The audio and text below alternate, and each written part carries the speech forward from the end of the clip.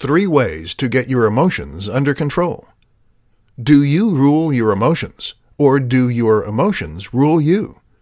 Many of us feel instinctively that our emotions come from the way we feel. You've had a hard day, and so now you are thinking bad thoughts. Those bad thoughts are then making you feel unhappy. But have you ever thought that the opposite might be true?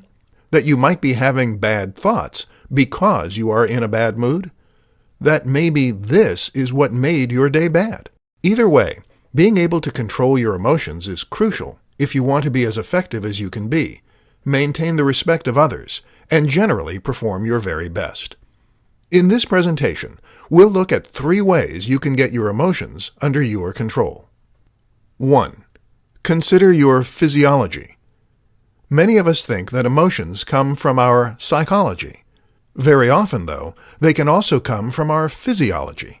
That is to say that our emotions are dictated by the things that are going on in our bodies. For instance, if you are in a bad mood, then it could be because you're low on blood sugar. Our bodies use high blood sugar as a signal to create feel-good hormones. When it drops, we produce cortisol, which makes us anxious and hangry. You might be tired, too. Or perhaps your emotions could be getting in the way. Either way, you need to consider the role of your physiology as well as the role of your mind. 2. Control your thoughts. That said, controlling your thoughts is also important. Techniques used in CBT, cognitive behavioral therapy, teach us to challenge negative thoughts and to even test our unhelpful beliefs.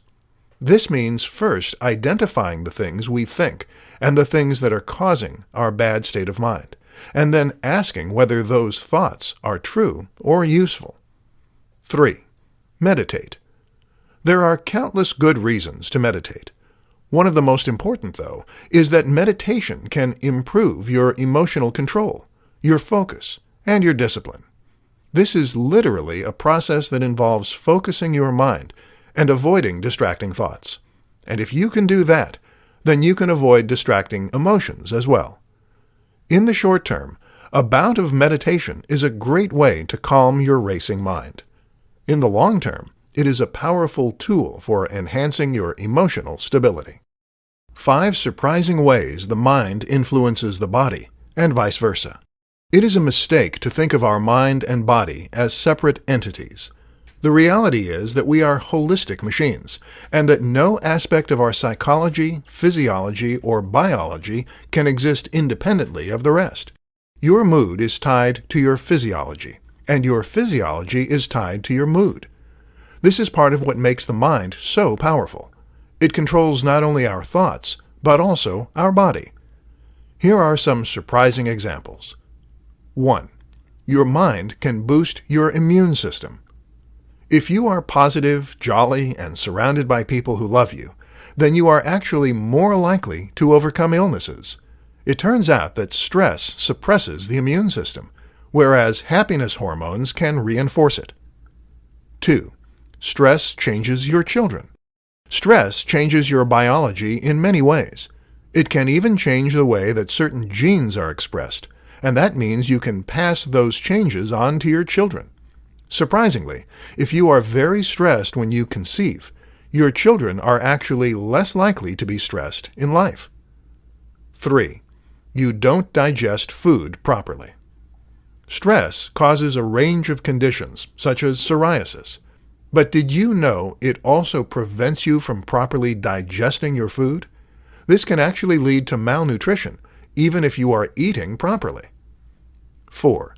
Your gut changes your mood. So your mood changes the way your gut behaves. But did you know that this relationship is a two-way street?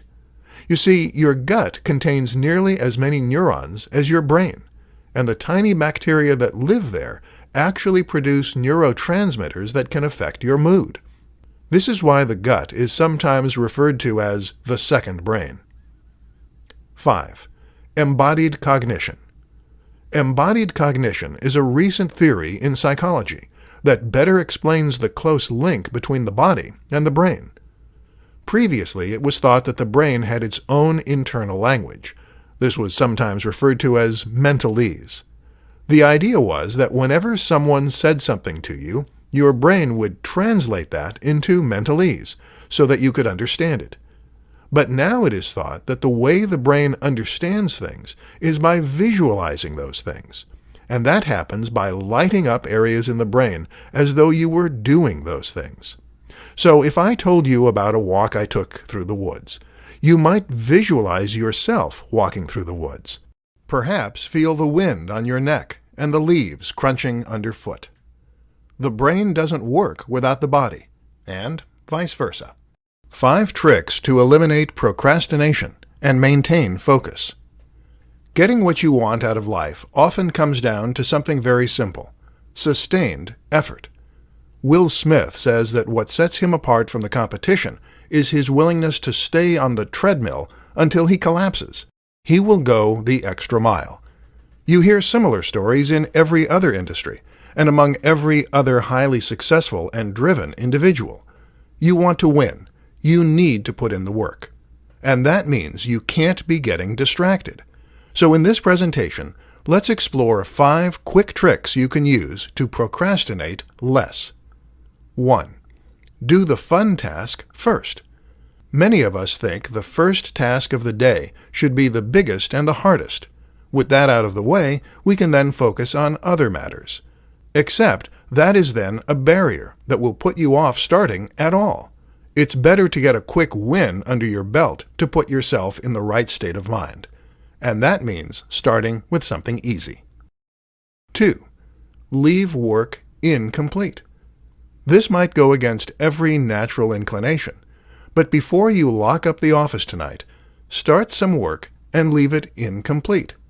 Why? Because the human brain hates a lack of closure.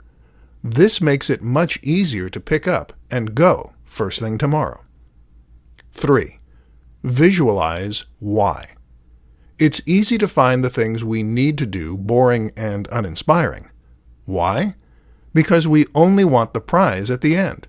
We don't want to do the work in between. The key is to tap into the enthusiasm you have for the destination and to use that to motivate you on your journey. Picture why you are doing this. Feel it emotionally, and then you will be driven. 4. Rest. If you want to be as effective as possible during working hours, you need to rest during your time off. Sustained attention requires a lot of energy, and that runs out after a while. Give yourself some time to recoup and to do the things you want to do. 5. Music on repeat. Listen to the same musical tracks on repeat on headphones. Eventually, the brain becomes desensitized to hearing the same track play over and over, and thus tunes out. This makes it effectively like more entertaining white noise. It's like sensory deprivation, meaning you have an entire sense less to distract you. How to conquer your fears and face any challenge. Fear is one of the most terrible things, and there is a simple reason for that. That is because your fears limit what you feel you can accomplish. Your fears prevent you from doing the things you want to do. They make you second-guess yourself, and they prevent you from taking chances. That, in turn, means that fears put restrictions on you, and they go as far as to limit your freedom. So the question is, how can you destroy fear and face whatever challenge you choose? This presentation will attempt to provide you with some answers. Be willing to fail. It is not a brave man or woman who believes they cannot fail. That is a foolish one. Rather, it is a brave person who knows they can fail, but is willing to live with that possibility. This is the central philosophy of Stoicism in a nutshell. The notion that you might fail, but that is okay. Once you accept this possibility and realize that you can and will survive, it liberates you to try new things and to deal with the consequences when they come. Love the challenge. Similarly, it also pays to revel in the challenge. You don't fail until you stop trying.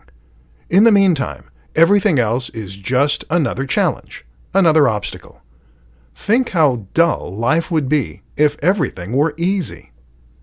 The reality is that our brains and our bodies are designed to grow. They love challenge because this stimulates that growth and gives us a chance to better ourselves. So when your boss is giving you a hard time, consider it a test of your resolve. When you are struggling with debt, think of it as a challenge to earn the money you need fast. Face your fears. Tim Ferriss describes a process that allows a person to come to terms with their fears and to face them. This is called fear setting, and it involves writing down all the things you are afraid of on a piece of paper, and then writing down how you deal with each scenario and what the worst outcome of each case would be. So, if you are afraid of changing jobs, then maybe your fear stems from the fact that you might not like the new job, or that you might not be able to do it. But how likely is that really? You managed with the last one.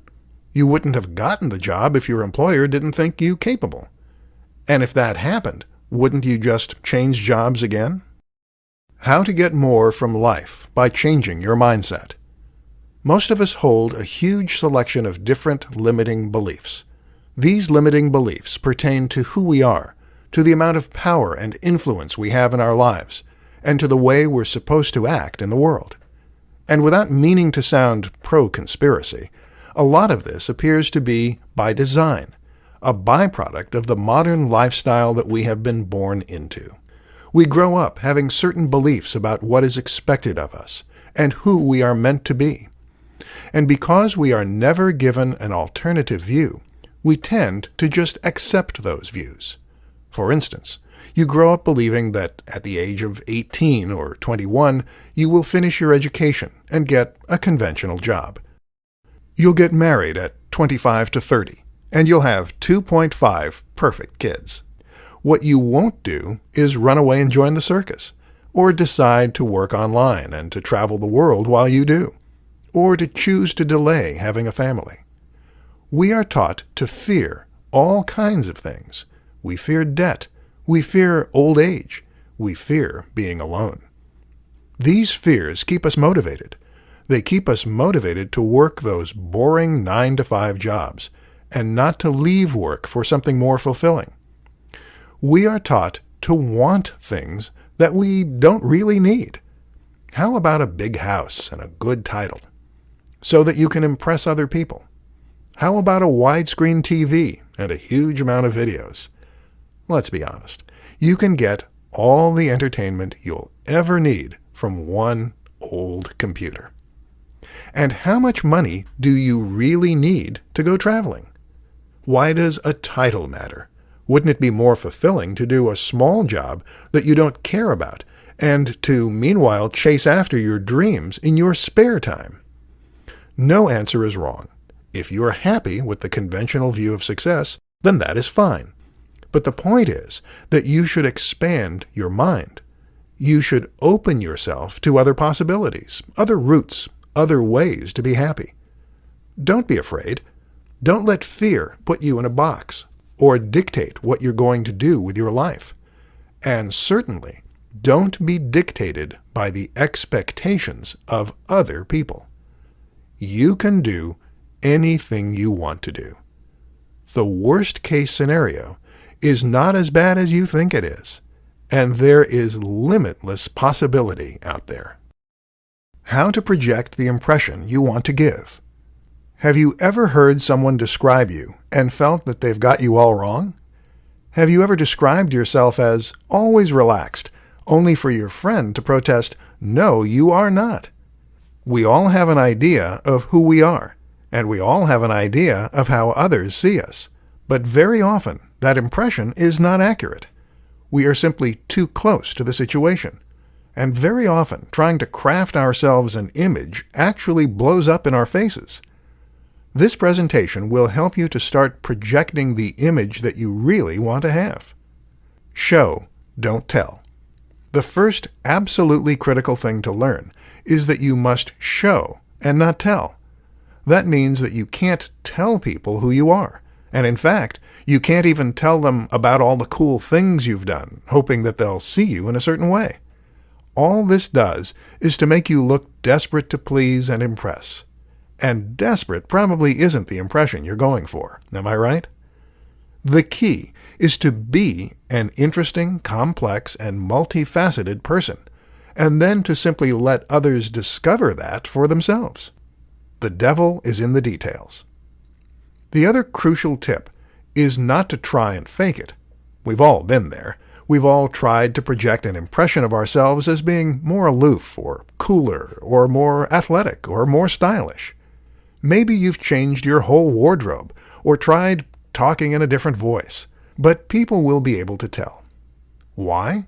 Because you'll miss the small details, the tiny factors that people will only pick up on unconsciously, but that will present an incomplete picture. And this brings us on to the last and most important point. Be genuine. The reality is that you will only ever impress others by being yourself. Now, if you're worried that you aren't a very impressive person, if you'd like to be more knowledgeable or more stylish, then the key is not to fake it, but to become it. If you are truly passionate about that change, then invest the time and effort and actually make it a part of who you are. But don't force things that don't come naturally to you. You don't have to be a certain way to impress others. You just have to be good at what you do. You just have to be the best version of you. Focus on that. Develop yourself, and others will start to notice. How to stay calm in any situation. We all know people in our lives who are as cool as cucumbers. These are the people who never seem to get fazed by anything. No matter how the world is crashing down around them, they know just what to say and do, and they act as a calming influence on everyone around them.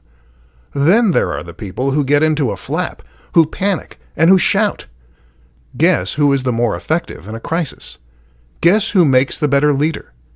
Guess who people look up to more? So, staying calm in any situation is an incredibly useful skill to have. The question is how you go about overcoming the all-too-human urge to lose it.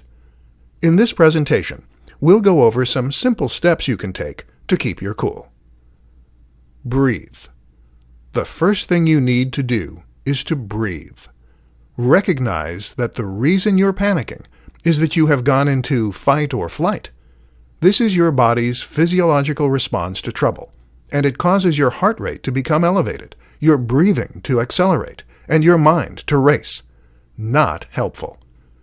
If you breathe, though, then you can regain your composure and fix your parasympathetic tone. In plain English, you can trigger your rest and digest state, which is the polar opposite of fight or flight. To get into this zone, you're going to use something called belly breathing. Breathe by expanding your gut first, and that way you can fill your lungs more completely, starting at the bottom. Breathe in and out for a count of 3 on each. Take a step back.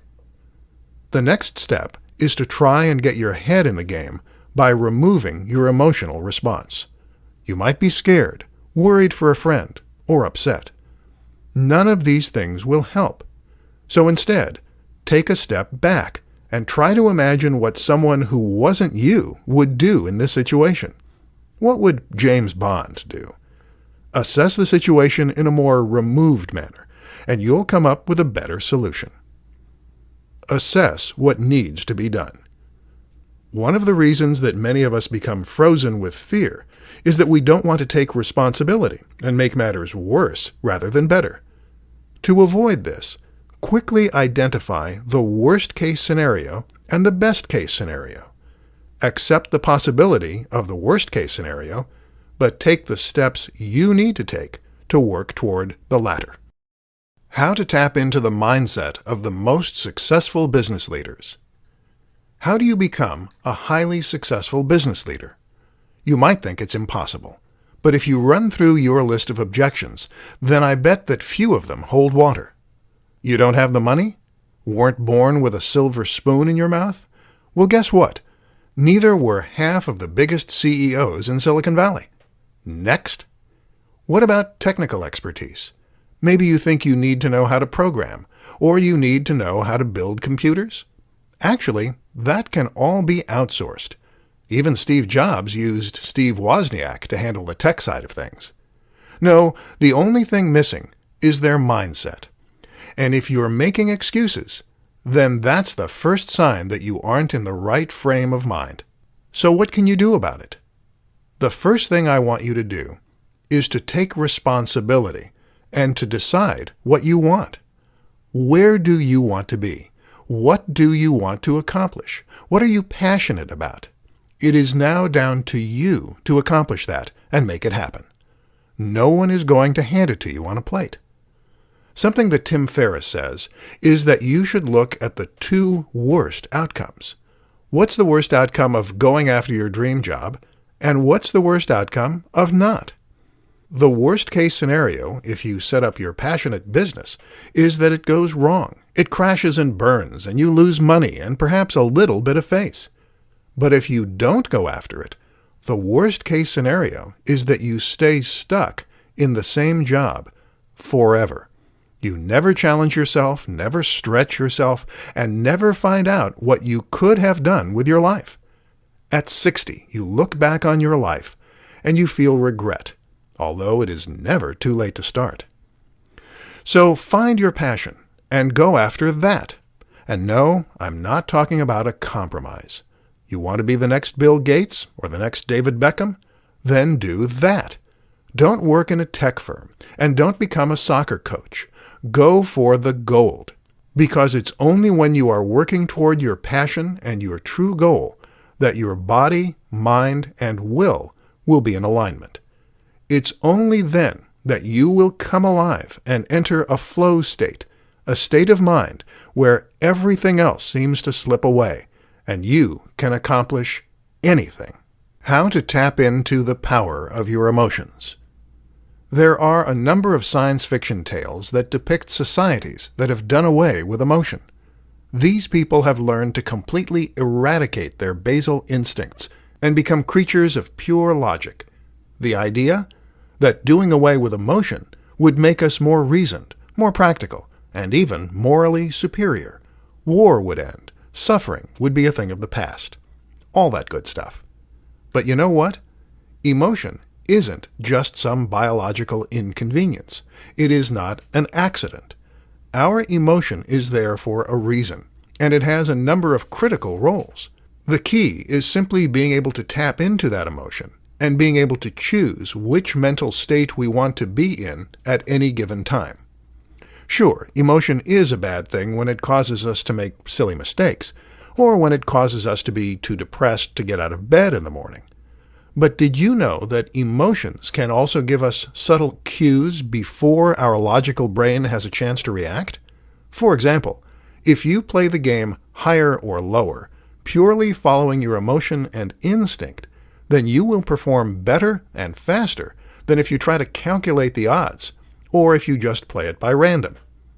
And when you are angry or scared, did you know that you actually become stronger and faster? Adrenaline increases muscle fiber recruitment, which in simple terms means you tap into greater strength. All those emotions are there for a reason. Anger has a place. It gives you the courage to stand up for yourself. Fear has a place. It helps you avoid danger. The key to getting emotions under control and tapping into them as needed is to learn to focus. Focus on the things that bring you comfort or the things that work you up. Need to tap into some reserves of strength, some latent energy? Remind yourself why this really matters, and then focus on that fact. Need to overcome your fear? Then focus on the comforting facts of the situation. Maybe the worst-case scenario isn't so bad. Events do not determine how we feel. Our reaction to events do that. Our interpretation of events does that. Your job is to choose what you want to react to and how you want to react to it. Why the right mindset is the first step to accomplishing your goals. No matter what it is that you want to accomplish, the first thing you need to do is to adopt the right mindset. Everything that you are, everything you do and all the world around you begins in your mind. If you change the way your mind works, then this will have a ripple effect in every facet of your life. When it comes to accomplishing your goals, the most important thing is that you have passion, dedication, drive, motivation, determination, vision. In fact, accomplishing goals is not hard. All you need to do is to identify what it is you want, come up with a strategy to get there, and then work tirelessly and unceasingly until you start to see the results you want. No, it really is that easy. Problem is, a lot of people get confused along the way. And it starts right at the beginning, with having the wrong goal. You see, all too many people will set out with a goal that they think they need to accomplish. They'll work to become the person their mom wanted them to be, or that society thinks they should be. They'll choose the goal they think is easy enough to accomplish, and realistic enough. Or they'll not be sure what they want at all. And when you do that, you will lose the ability to really go after what you want. This is the one factor that is critical in every single person who has ever been a huge success. They love what they do. They are passionate about it. They work on it in their spare time because it is what wakes them up in the morning, what drives them through the day. Do you think Einstein would have had as many breakthroughs as he did if physics was just his 9 to 5 and he hated it? Do you think that Elon Musk would be as successful as he is today if he had just worked for FedEx? If you want to become the best version of you, then you need to go after the thing that makes you truly come alive. And that in itself goes against a lot of what we're trained to believe. It takes a huge cognitive shift. But if you're going to accomplish everything you want to, then you need to change your mindset.